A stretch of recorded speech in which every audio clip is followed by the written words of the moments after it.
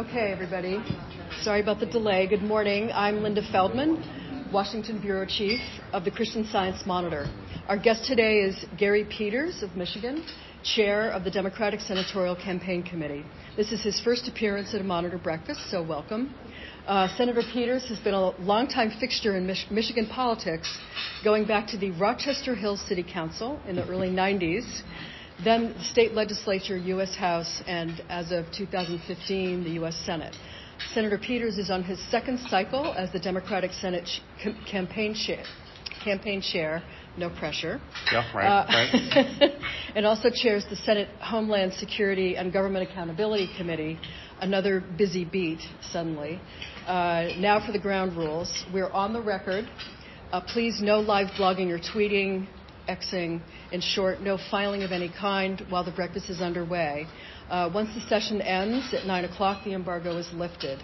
And as many of you know, if you'd like to ask a question, please send me a little signal, and I will call on as many of you as possible as time permits. Now, Senator Peters, if you'd like to make brief opening remarks, the floor is yours. Well, great, Linda. And good morning, everybody.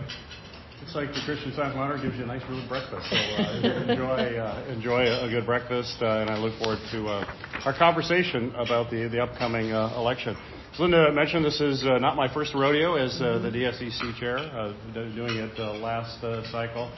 And I bring that up because I think there are a lot of similarities to what we were dealing with last cycle that we're dealing with this cycle, and how we won. If you recall, when I took that job, no one thought we could hold a majority, but that was not going to happen in a midterm and given the political environment at the time.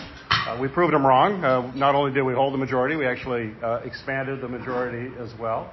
The first time since 1934, for those who are historians in the group here, it was a long time since that had happened. And the reason for that, there are kind of a couple reasons that have also, I think, applied to what we're dealing with this cycle. One, first and foremost, is candidate quality. Last cycle, it was very clear that we had superior Democratic incumbents and challengers versus who we were running against on the Republican side. Wide differences that we could then contrast those candidates, and voters ultimately were given a very clear contrast when they went into the voting booth. But just because you have the best candidate, all of you who followed politics a long time, just because you have the best candidate doesn't mean you actually win. You also have to run a really good campaign, and we put together very strong campaigns in all of our targeted states, primarily focused on the ground operation and turning out voters. In fact, from the DSEC's perspective, for the first time in our history, and something that I felt very strongly about and our team felt strongly about, was they put more money into the ground than we did on media. Because we knew this would be tight races. I told everyone all the time, these are going to be really, really tight races. And ultimately, it's going to be one on the margin. You got to identify your voters, make sure they get out to vote. And what last cycle actually wasn't that great a year for Democrats, if you look around the country, except in our states where we had Senate races where we were able to win. And so that showed the power of those ground campaigns, and I could give examples of how that was actually the deciding factor in races, and one in particular. We also obviously had the Dobbs decision, which was a big motivating for folks that brought out the abortion debate is big. But as we went into the fall, these came right back to the mean, which is where I thought, which was going to be really close races. So now let's go to the present. I've always said since I got in this race, these are going to be really close races. These are in battleground states for the most part. So by definition, a battleground state is close. That's what we have. A couple of exceptions where we're outside of that with our incumbents, both in Montana and Ohio, which I'm sure I'll have questions about. And then we have some pickup opportunities in Florida and Texas. But these are all going to be very tight races, all in the margin of error. That's what we're seeing right now. We're seeing it at the presidential level, and we're seeing it here.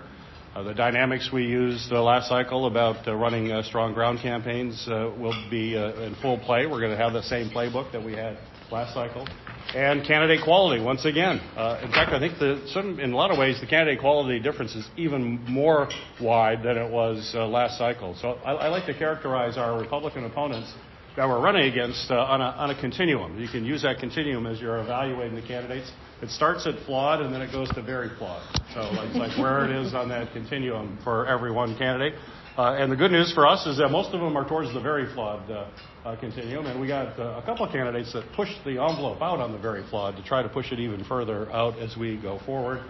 That contrast will play out in the election, not just in the presidential battleground states, but also in states that are not viewed as presidential battlegrounds, but are key states for us to hold our majority. So in a nutshell, I'm optimistic. I believe we're going to hold a majority. I feel good about where we are. We're basically where I thought we would be after Labor Day in really tight races. None of this is a surprise to us.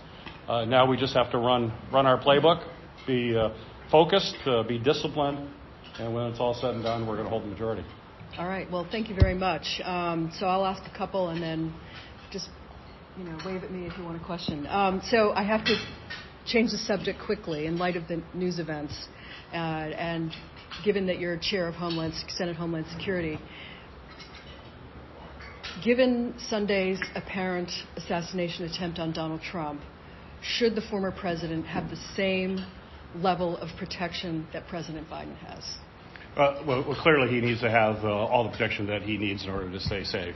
We have to make sure that he can campaign safely, and not only he can campaign safely, but people who show up at those rallies all feel that they're safe. This is anytime you have an assassination attempt on a president or any elected official, it's a direct attack on our democracy and our ability to have campaigns and everyone to speak freely and speak their minds. So yes, to your question, yes, Secret Service needs to provide whatever protection is necessary. Same level that President Biden has?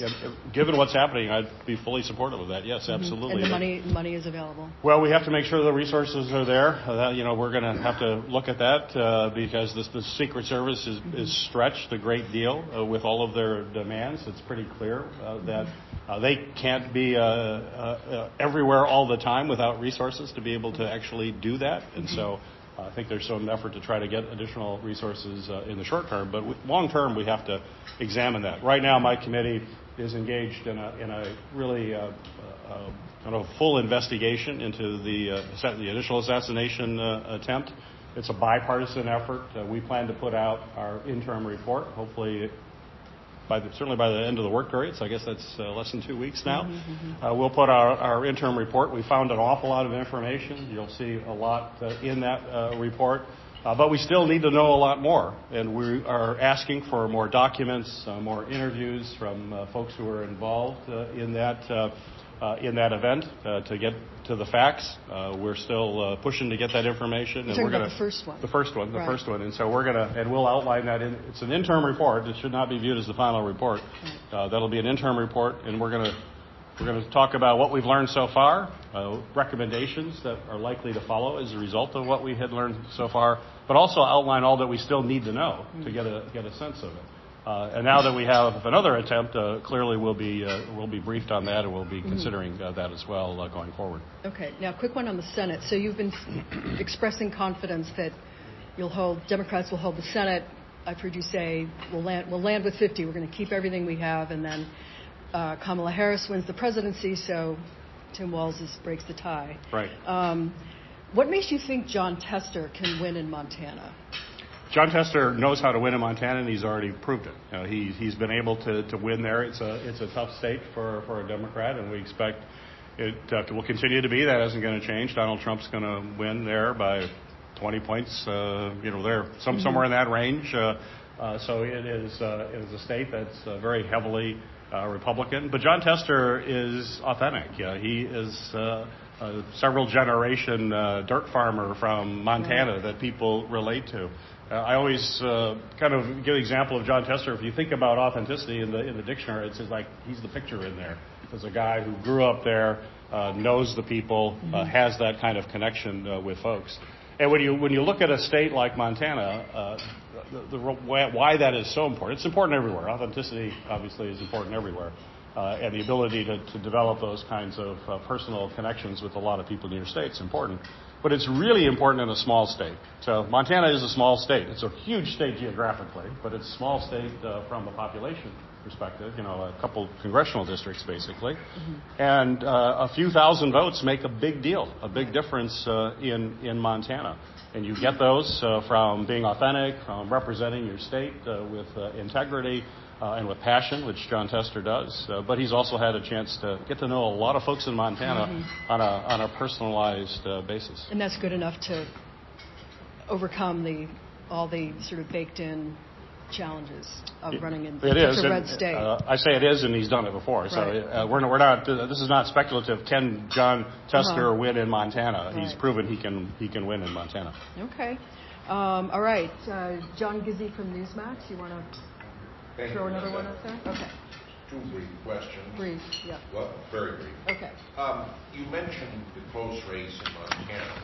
There's also a Libertarian candidate running that Republicans from Donald Trump and Senator Daines on down are hell-bent on removing. Does the Libertarian take votes from the Republican and help an incumbent like Tester in a close race? Well, it's sometimes difficult to know that, because some folks who are voting Libertarian are voting Libertarian. That's what they believe. And they may, if there's not a Libertarian on the ballot, they may just skip that line as well and not support either candidate. So it's difficult. Should probably, usually a Libertarian will have some impact on the Republican candidate, not less on the Democratic candidate. But in some cases, two of those votes don't go anywhere. It's hard to know, particularly if it's a small, usually a small fraction. And normally what happens with all the third-party candidates, whatever the polling shows right now, it tends to be less when the election actually occurs. The other question is,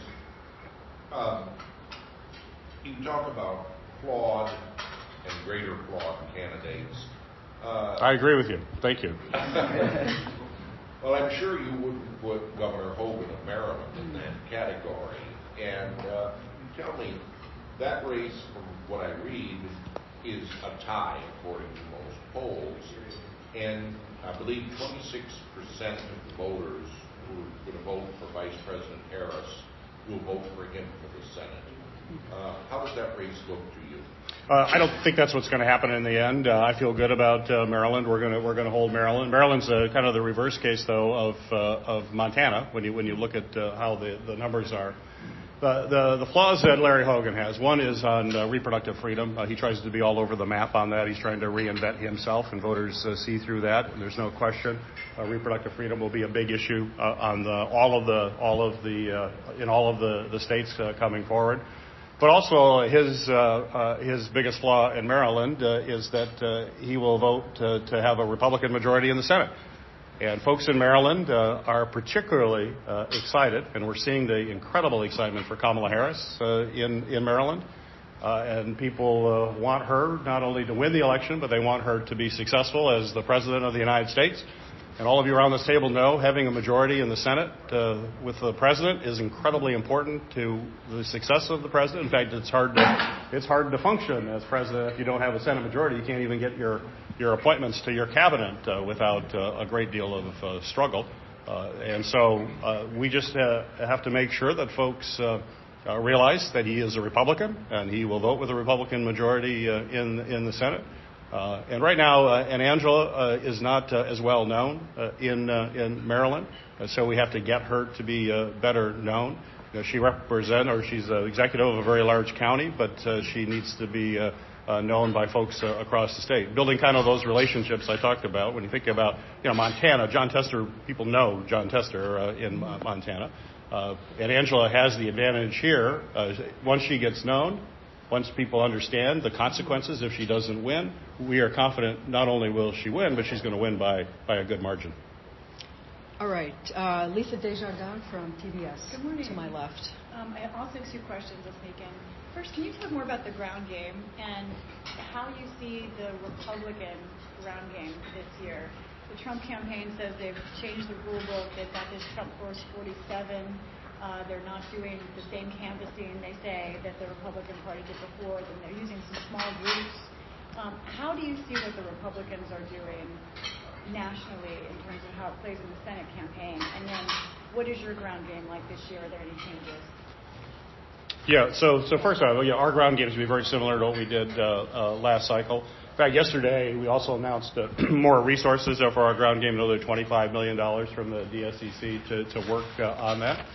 Same kind of mechanism in place. The one advantage that we have versus last cycle when it comes to the ground game is that we are in battleground states with Kamala Harris on the ballot.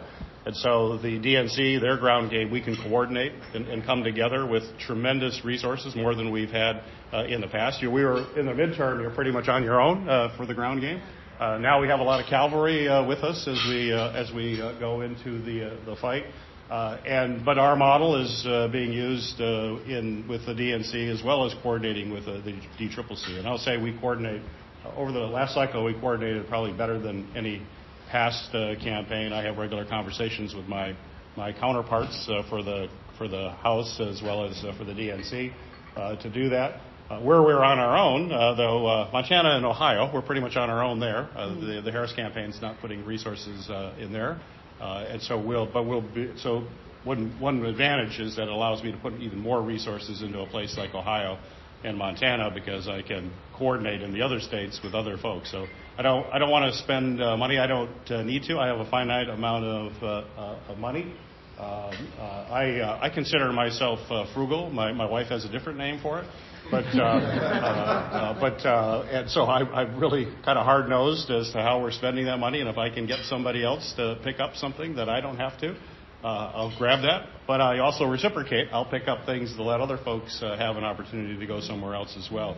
But the playbook of getting out, making those contacts, talking to folks, getting a sense of where they are, and if they're with us, make sure that they get out to vote.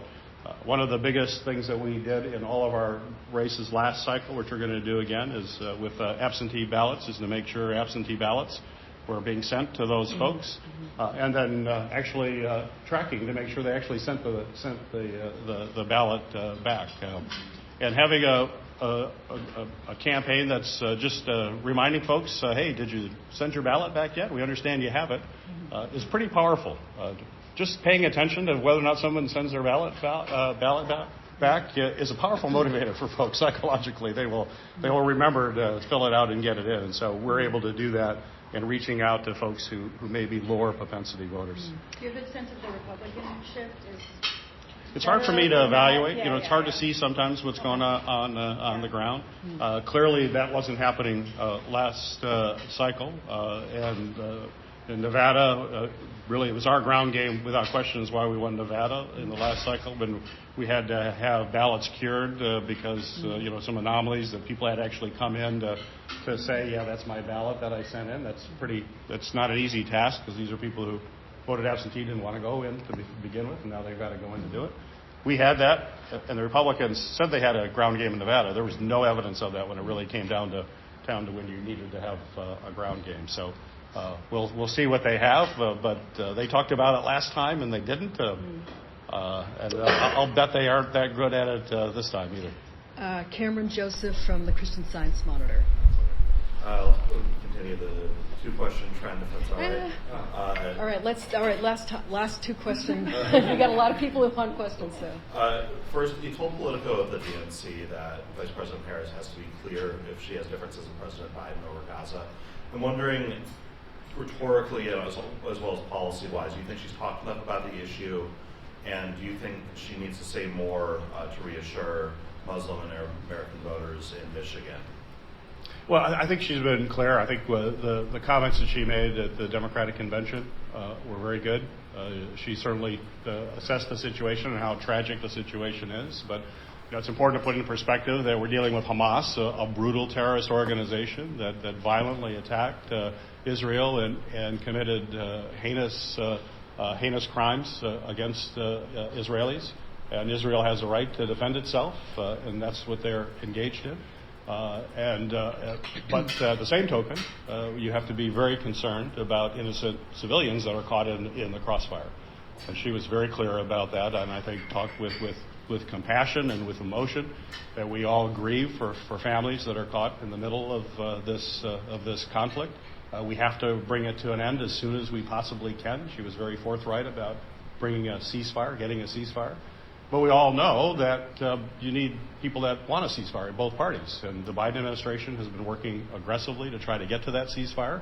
And unfortunately, Hamas again rejects it. So when you have Hamas rejecting the ceasefire, and Hamas believes that they don't want a ceasefire because I believe that they see their people being caught in the crossfire as a bargaining chip and gives them leverage, which is unacceptable. It's horrible. It's a situation we're dealing with, but we're focused on trying to get a ceasefire to end that conflict as quickly as possible. Back on the Senate map, do you see a path to holding the Senate if you don't win in Montana? And if so, what is that?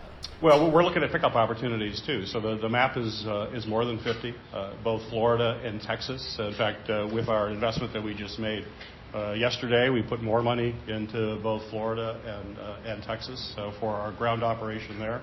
If you look at the numbers in both of those states, they're in the margin of error with where the race is. And the fact that we're in the margin of error right now, with still runway left in the campaign, is pretty promising for us going forward.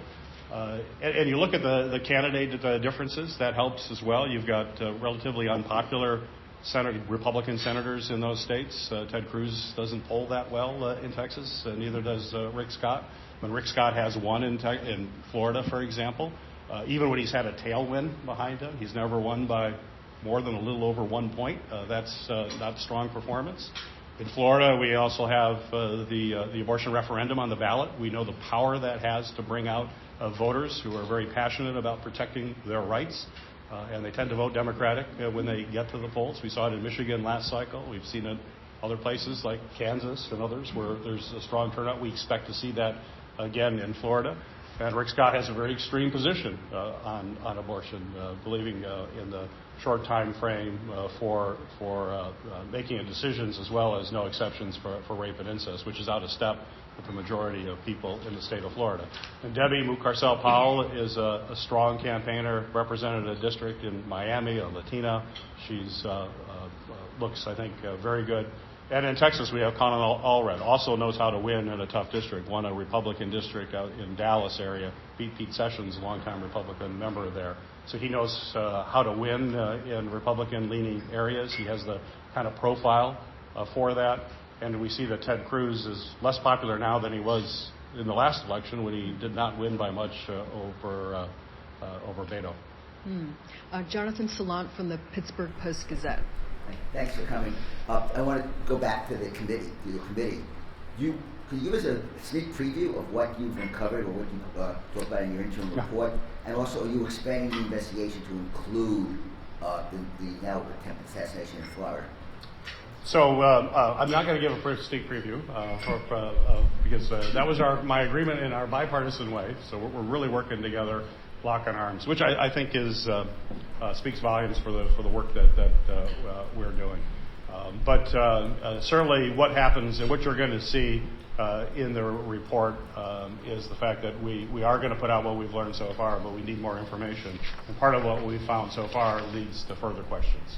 And it's those questions that we need answers to, and those questions are going to require additional interviews, additional documents for us to get the answers to those questions. So that'll be part. We'll be briefed on what happened in Florida, but clearly what happened in Florida is very troubling to have someone that can be waiting for allegedly 12 hours and not be spotted by Secret Service and understand why that individual is there. It certainly raises many questions. We are going to want answers to that as well. And as to what part of that in the report, this is an interim report, so that may evolve into other reports that we're going to put forward. So, but there's no question we are asking questions related to what happened just this weekend. All right. Maria Recio from the Austin American-Statesman. Back in Texas, I think you kind of answered whether Cruz was flawed or very flawed. But I wanted to ask you about Allred specifically, who's raised a lot of money but has not mounted a very aggressive campaign, at least in the eyes of many Democrats. And I was just wondering your assessment of the ground game and what's happening in Texas, and if there's a Harris effect that people will be coming out because of her. So to make sure I get all the points here, remind me. So So Colin, I think, has run an aggressive campaign, but a big part of his campaign has to be about getting the resources necessary to communicate with people in Texas. Texas is a huge state, as you well know. You can't personal appearances. You could spend all day doing personal appearances across Texas, and you'll talk to just a tiny fraction of people. It'll have very little impact on the overall vote, unfortunately. A small state, you can do that. A state like Texas, you got to be on TV, you got to be on the media, you've got to be doing digital, you've got to do every way to try to reach as broad an audience as you can. And unfortunately, that's not cheap. It's very expensive to do that. So you need to raise resources. So the fact that Colin has done such an amazing job in raising resources in Texas is an example of, in my mind, of a very hard-working campaign. Everywhere he goes, and I've seen this firsthand, where he's met people, they're impressed, they're supportive, they're excited about his campaign, and that's a momentum-building kind of thing that you have to do. But in Texas, it's a completely different strategy than what you would do in Montana, but to raise the resources. So I feel good about where we are in that race. We still need to raise more resources, and we're going to be working to do that as these states become more in play, both Florida and Texas. That I'm confident we're going to win. I think I missed something. Yes, Harris. Harris. The Harris effect. So she definitely has an impact. We're seeing. She says it has an impact in really all of our states, but it's usually a matter of degree. But the amount of energy on the ground, and this is for our ground game. For a ground game, we need enthusiasm. You need people that want to go out and work, and that's what's happening with the Harris campaign. I've seen it. I've seen it in my home state of Michigan. It was pretty clear. And it was interesting. Just a kind of an anecdotal story is that we have the one campaign in Michigan, which is our coordinated campaign for all the campaigns, and we recruit volunteers for everybody through that one campaign statewide, which is kind of a model similar to what we did last cycle for that question I had around the country. But when President Biden withdrew from the race and Kamala got in the race, was that a Sunday? The following Saturday, we had a canvass kickoff that I went to. And in that period of just that 1 week, the number of volunteers that signed up for the one campaign doubled. From a year and a half of volunteer recruitment, in 1 week, it doubled. And it's continued. We continue to see this momentum. So what are the raw numbers on that? Because you can go from 1 to 2, and that's double. Yeah, it wasn't 1 to 2. It was a decent. I don't remember offhand, but okay. it was a decent. It was in the thousands. Thousands. Okay. So it's in the thousands of what happened, and it's continued. So that wasn't just a 1 week kind of event too, and we can track it since then. And that's really helpful. That's helpful, and that's happening in other states. I'm using from my personal experience. I'll just add to that personal experience, too. It was a Saturday morning, and it was absolutely beautiful in Michigan. We have beautiful weather all the time, of course, in Michigan. But it was particularly beautiful, for the record. Particularly nice. And getting volunteers out on Saturday in the summer in Michigan is not necessarily an easy task. There's a lot of other things you could do, whether you go to the lake or golf or hang out with your family and barbecue, whatever it is, you're going to do it. But we had a pretty good crowd, and there are a lot of young people there, and then which I was really excited about. And then I walked around and talked to the young folk, and over half of them said this is the first campaign they ever worked on. They're like, oh, we're really excited about this. This is great. And that's there was this pent-up energy, is what I say, that was there, that all of a sudden was released. And that's the Harris effect that is going to really help us a lot on the ground. She's also connecting a lot with communities of color, Hispanic communities, others that we're seeing that people are excited and are engaged in their communities as well. So that bodes really well to bolster our ground campaign. But it gives us more energy in a lot of respects than we had in the midterm. So I have more energy on the ground than I had in the midterm. And we did really well in the midterm. Okay. Riley Beggin from USA Today. I want to follow up on the question about Gaza, especially in a state like Michigan, but in all of these swing states, they can be won or lost by just a few thousand votes. Are you concerned in any way that the uncommitted vote could cost Democrats the election in any of these states, or has that threat sort of been neutralized by the change of the top of the ticket? And if you are concerned, how do you convince those people to vote for Harris or vote for the Democratic Senate candidate. So you're saying uncommitted, uncommitted right now in the election? Yeah, the folks who are saying I'm not going to vote for Harris because of concerns over Gaza. Well, we're always concerned about people that have an issue, and how do we make sure that we address that? But Vice President Harris, is her position, I believe, is one that folks can feel comfortable with, that she's out there fighting. Clearly, when you contrast that where Donald Trump is, and it's as bright as you possibly can be.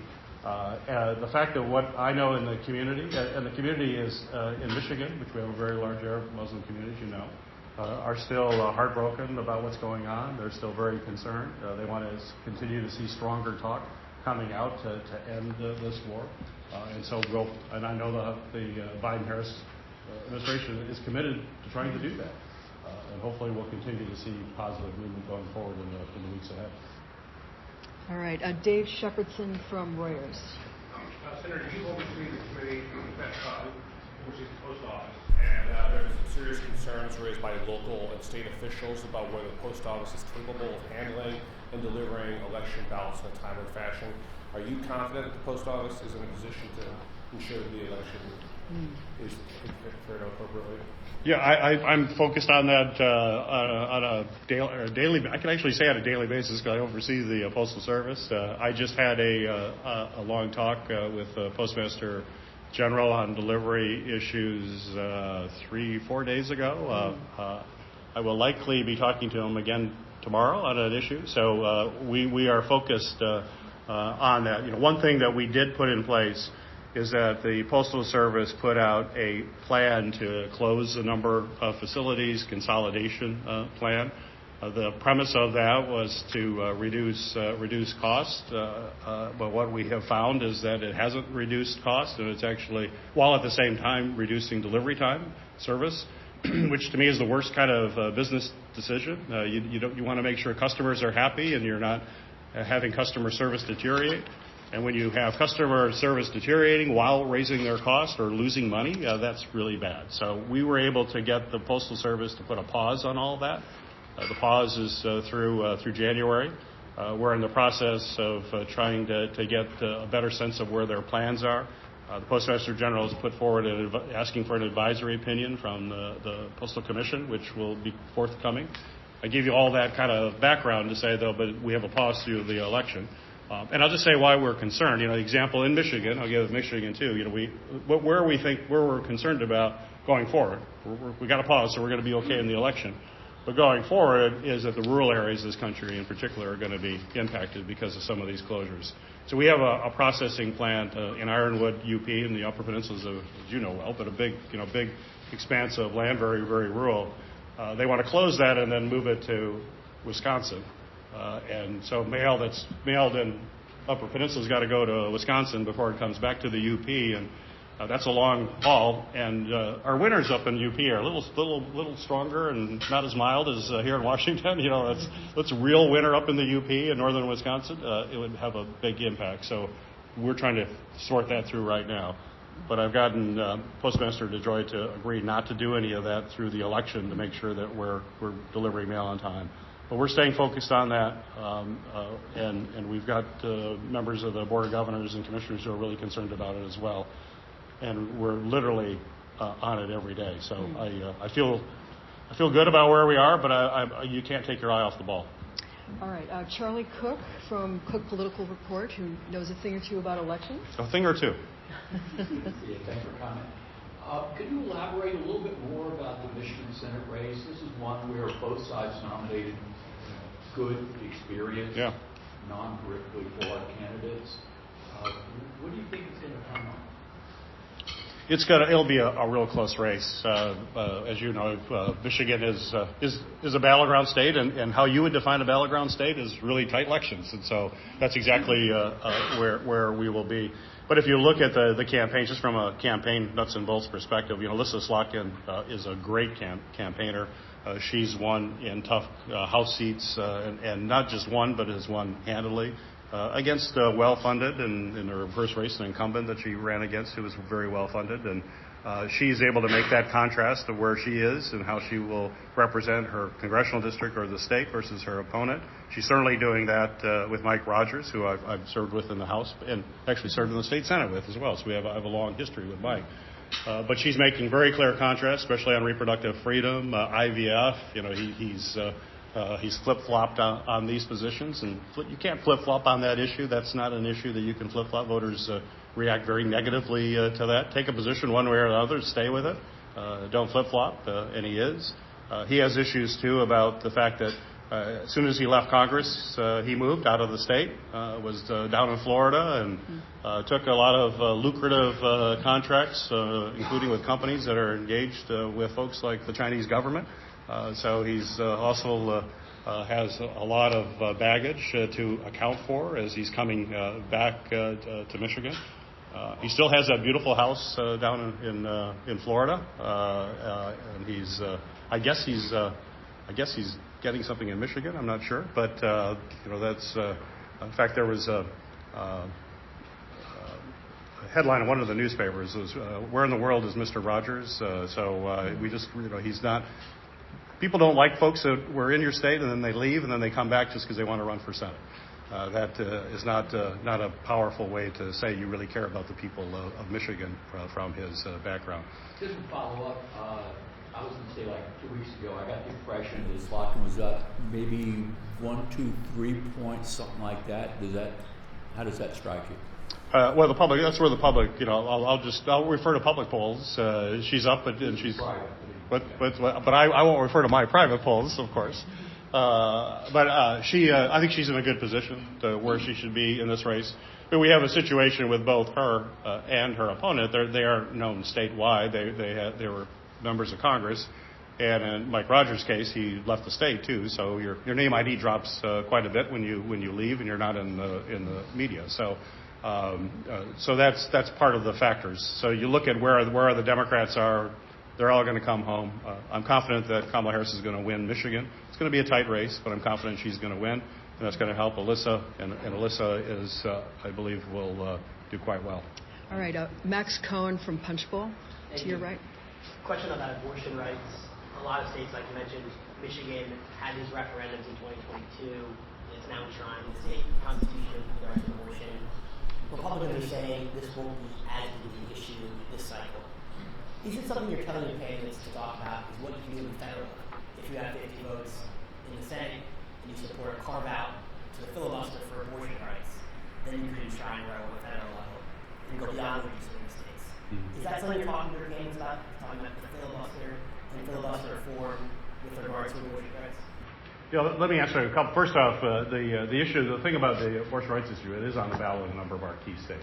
So we'll have a similar situation, like you referenced Michigan, which is huge. It was the top vote getter in Michigan, higher than anybody on the ballot by a big margin. So it lifted everybody up in a big way, especially with young voters. Michigan had the highest turnout of young voters 18 to 29 of anywhere in the country. It was because of Prop 3, the power of that. We have that in Florida. I think I've already mentioned we have it in Florida. We expect to have that same kind of enthusiasm. We have it in Montana as well. It's going to also be a factor I didn't mention for us in Montana. It will be helpful. And it's in Arizona. And Arizona is a very pro-choice state. In fact, if you look at pro-choice, probably two of the most pro-choice states in the country are New Hampshire and Arizona, and that's primarily back to the libertarian question I had. It's part of the libertarian streak that goes through there. It's like, government, stay out of this. This is not your decision to make. So we expect that to be very powerful.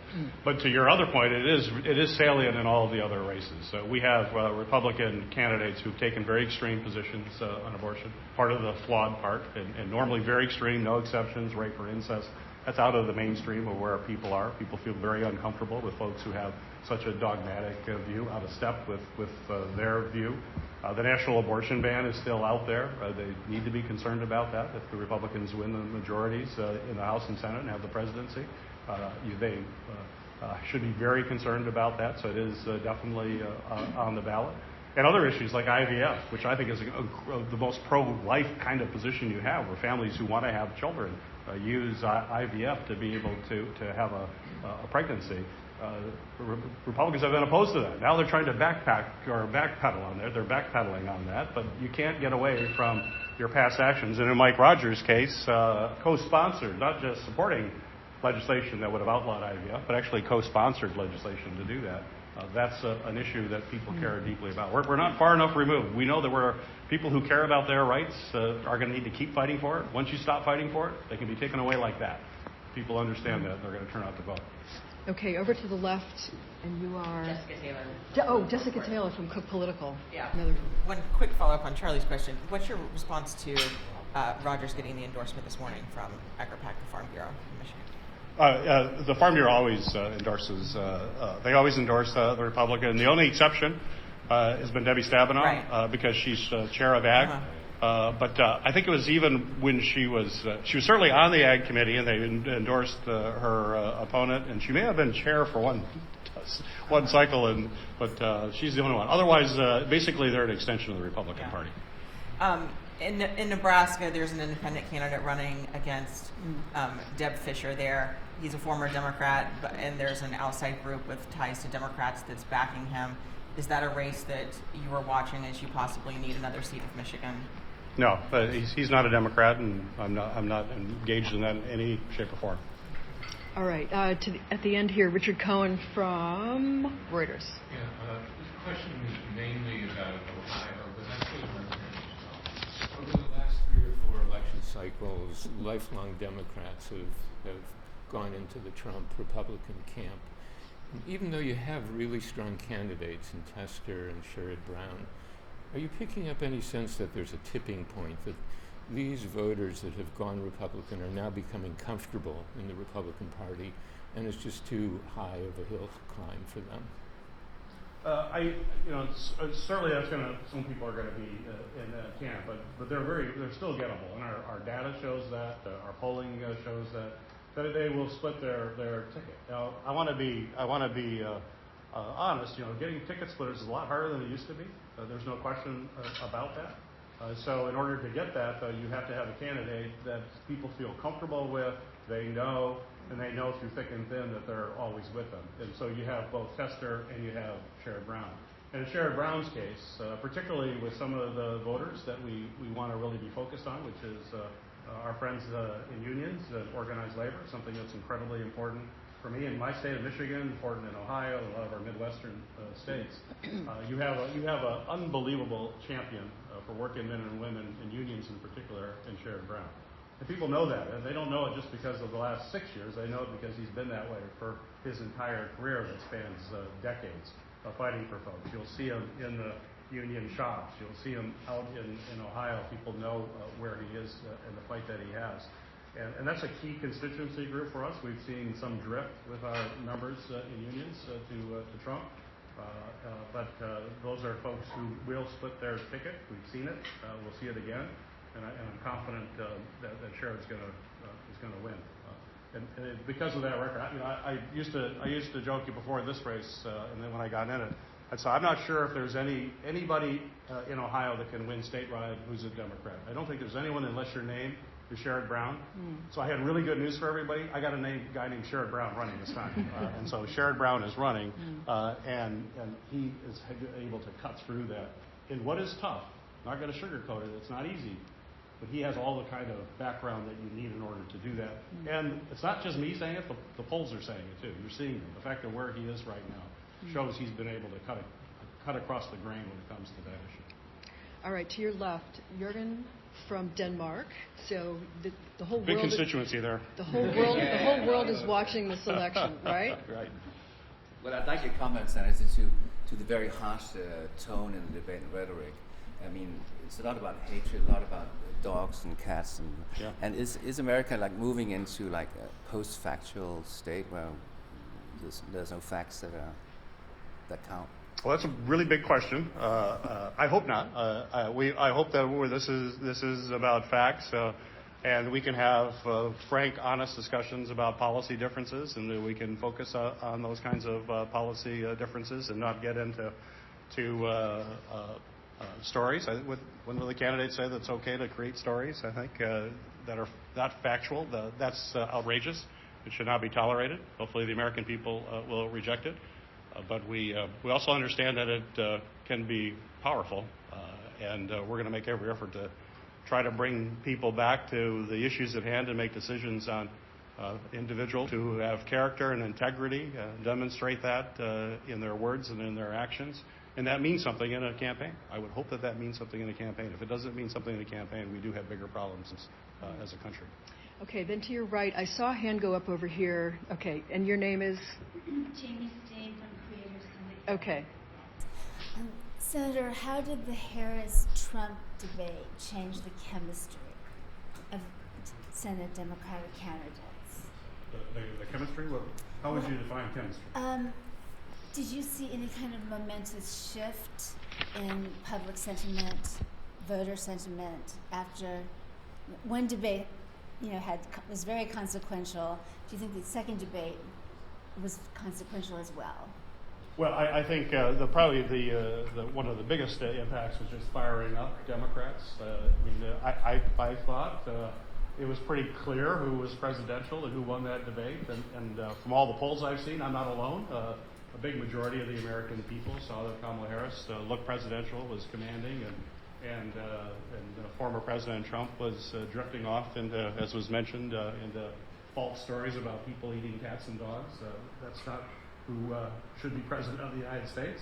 It certainly fired up Democrats because I've traveled since that time. People are really engaged in making sure that Kamala Harris, and they all believe this is indeed one of the most important elections we'll ever have, and are fired up to turn out to vote. And energy is a big thing. That's the thing about polls, and it didn't move polls a lot, which is not a surprise. People are pretty entrenched in where they are.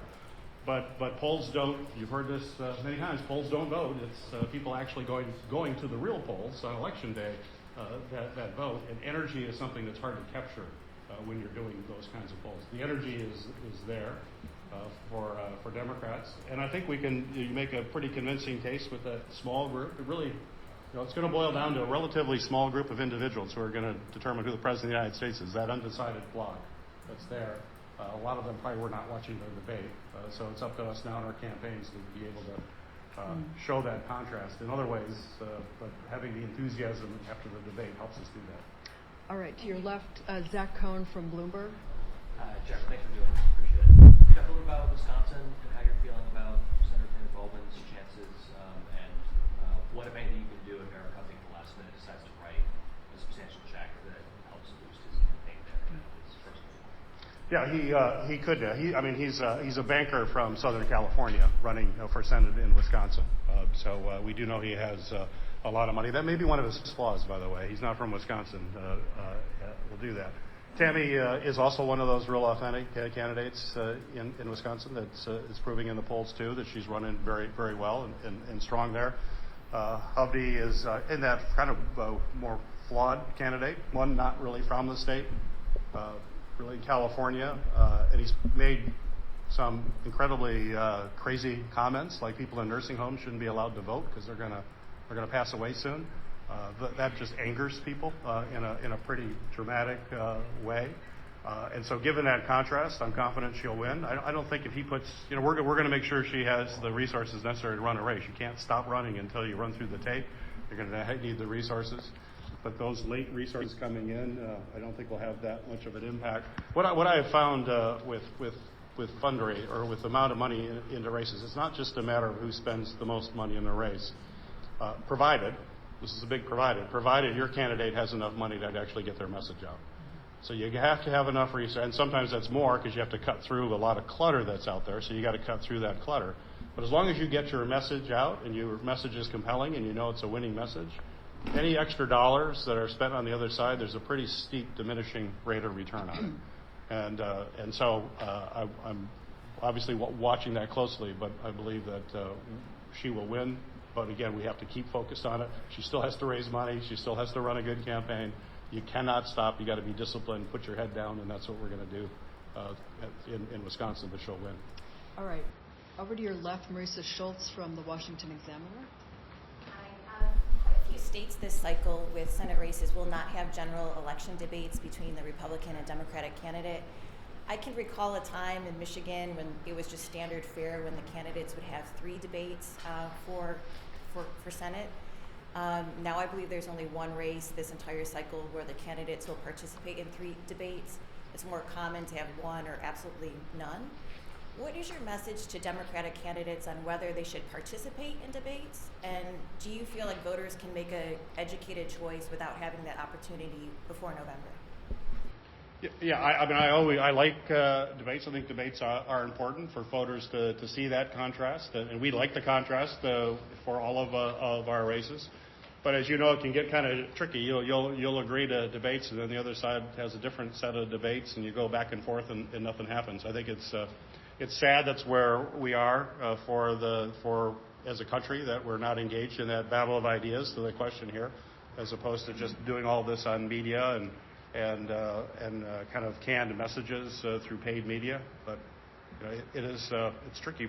Our candidates are willing to debate, and they'll put out debates that they will accept and hopefully come into agreement. But it hasn't been happening lately, unfortunately. And I think that's not good. You're expecting one in Ohio and Minnesota this cycle? In Ohio and Minnesota? I haven't seen. I'm not sure. I can't speak directly to that, where we are on that. Krista Case Bryant to your right from the Monitor. Thank you so much for taking all our questions. You've talked about the importance of drawing a really clear contrast with what Republicans are offering, and perhaps we've seen that nowhere more clearly than in the presidential race, where Democrats have repeatedly made the case that democracy is at stake. Essentially, Donald Trump is dangerous to democracy.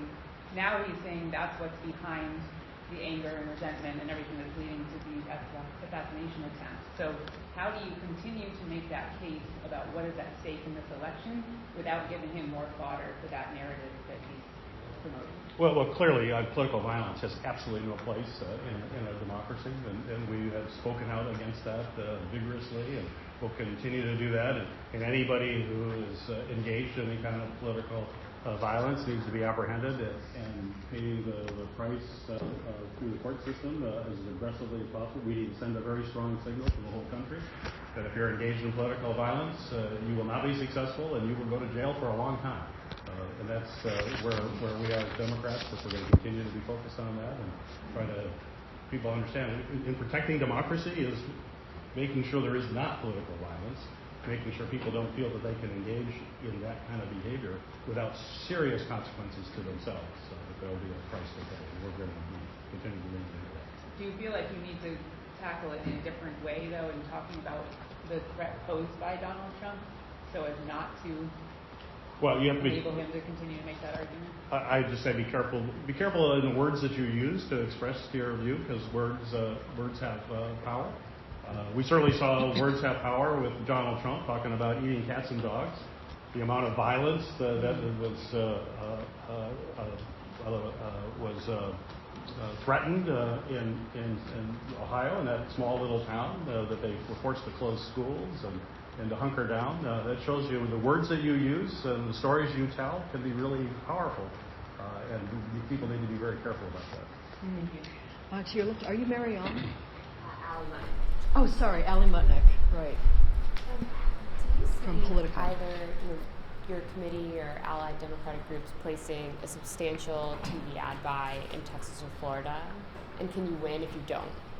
Can you win in those states if you don't? So the question is, do I anticipate that? Yeah. So in both Texas and Florida, those states are increasingly in play. Decisions as to what kind of resources will go in are going to be made real time and are likely to evolve. So if you continue to see what's happening in those two states, you're likely to see more resources go in. Democrats are going to put more resources into those states. If the momentum we've seen to date continues, I'm certainly very encouraged. But that we'll have to see how it goes. Can you win in either of those states without a substantial TV ad buy?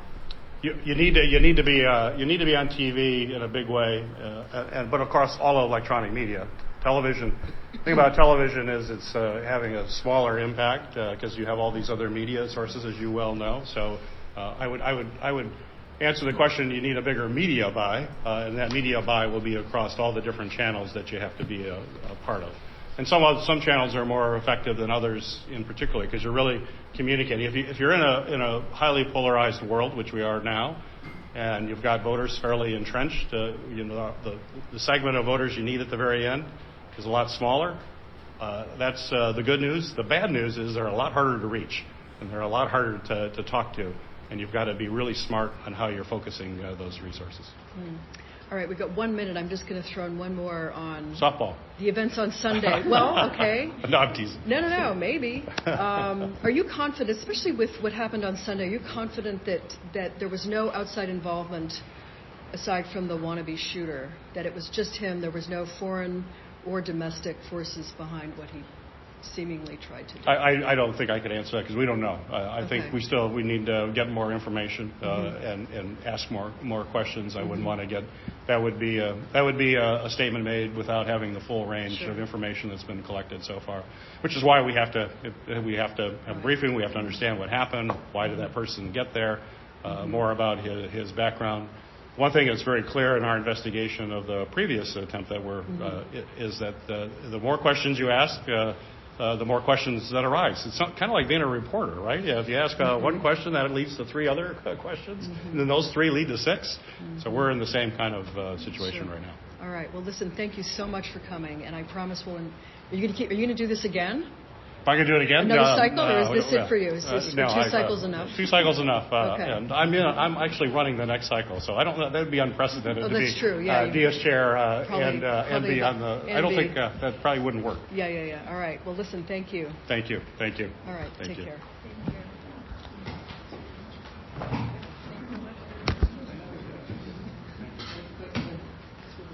Back and forth. This is all good.